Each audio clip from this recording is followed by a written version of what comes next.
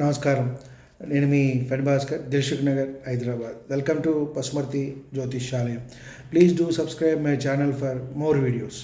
ఈ వీడియోలో మనము మిథున లగ్నం వారికి శుభులు ఎవరు, పాపులు ఎవరు అనే విషయాన్ని మనం తెలుసుకునే ప్రయత్నం చేద్దాం.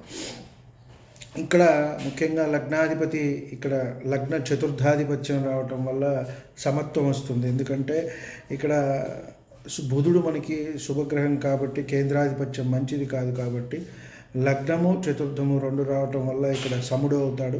అలాగే చంద్రుడు కూడా ఇక్కడ సముడే అవుతాడు.